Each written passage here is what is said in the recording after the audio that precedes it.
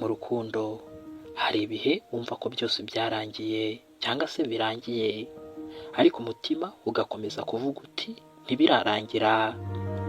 Ese iyo abantu babiri bakundanye cyane bagatandukana, birashoboka ko bakongera guhura bakaba umwe? Uyu munsi tugiye kuvuga inkuru ikomeye cyane y'urukundo, ububabare ndetse n'icyizere. Ni inkuru ya Hayden ndetse na Tessa muri filime After Everything. Niba utarakora subscribe ukaba ukoze subscribe nonaha, tuguhaye ikaze mu isi y'abakunzi b'imyidagaduro yigisha. Ni kuri M250 TV Films, mu nkuru zacu M250 Film Stories. Tuguhaye ikaze. Iyi ni filime After Everything. Iyi filime ni igice cya nyuma cy'urukurikirane rwa filime izwi cyane ya After. Uru rukurikirane rw'amafilime rwanditswe na Anna Todd. Ni inkuru igaruka ku rukundo rutoroshye hagati ya Hayden Scott ndetse na Tessa Young.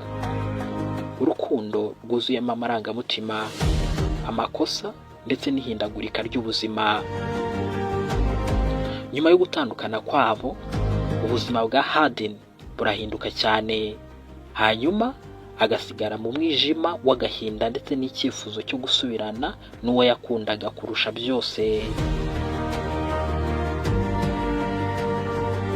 Hashize umwaka Hayden atandukanye na Tessa, ariko ntaramwibagirwa na gato. Nubwo yagerageza kubaho ubuzima bushya, ibitekerezo bye byose bihora kuri Tessa. Ntashobora kwandika, ntashobora kwishima, ubuzima bwe busigaye bwarabaye nk'ubutagira intego. Mu gushaka kwiyunga n'ahashize, Hayden ajya muri Portugal gushaka umukobwa witwa Natalie. Ni umuntu yakoreye ikosa rikomeye cyane mu bihe byashize. Agerageza gusaba imbabazi, ariko kandi akabona ko ibikomere yasize inyuma bidashira vuba.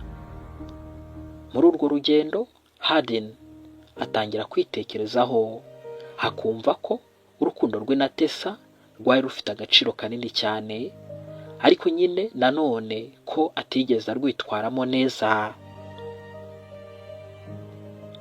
Ikibazo gikomeye cyane si uko Hayden akumbuye Tessa, ni uko atazi niba akwiriye kongera kumubona. Yumva ko yamubabaje cyane, kandi ko ashobora kuba yaratakaje burundu uwo yakundaga kurusha abandi bose. Ese wowe utekereza ko yakomeza kumutegereza, cyangwa se agerageze kubaho ubuzima bushya? Icyo ni cyo kibazo gikomeye cyane kimubangamiye cyane nawe mu mutima we. Ubuzima butegura uburyo butangaje bwo guhuza abantu. Mu gihe kitari giteganijwe, Hayden na Tessa bongeye guhura nyuma y'imyaka myinshi batabonana. Iyo bahuye, amarangamutima yabo arongera akagaruka, ariko noneho bafite ubunararibonye ndetse n'ubushishozi bwo gusobanukirwa neza ibyo bakoze nabi mbere. Ese urukundo rwabo rushobora kongera kubakwa? Ibyo nibyo filimi gusigira ngo ubyisobanurire. Niba nawe utarayireba, nyaruka uyirebe, uzasobanukirwa uko byarangiye. Ntabwo twasoza ino filime cyangwa se izi nkuru tubagezaho kuri iyi filime tutababwiye amasomo y'ubuzima dushobora gukura muri iyi nkuru, the main life lesson. Iyi filime itwigisha ibintu bikomeye cyane. Urukundo nyarwo ntiruba rutunganye, ruba rurimo amakosa ndetse n'imibabaro. Kwicuza si intege nke, ahubwo ni intambwe yo gukura. Hari igihe gutandukana bitaba iherezo, ahubwo bikaba ari nk'amahirwe yo kongera kwiyubaka. Iyo ukunda umuntu by'ukuri, ugomba kubanza kwikosora mbere yo kumusaba kongera kukwemera. Ese wowe wemera ko abantu bashobora kongera gukundana nyuma yo kubabazanya cyane? Siga igitekerezo cyawe hasi muri komenti.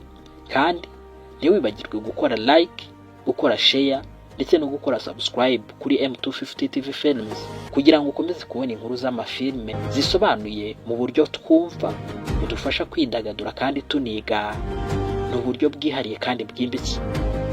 M250 Film Stories naho filime ziba ubuzima kandi ubuzima bugahinduka amasomo y'ubuzima.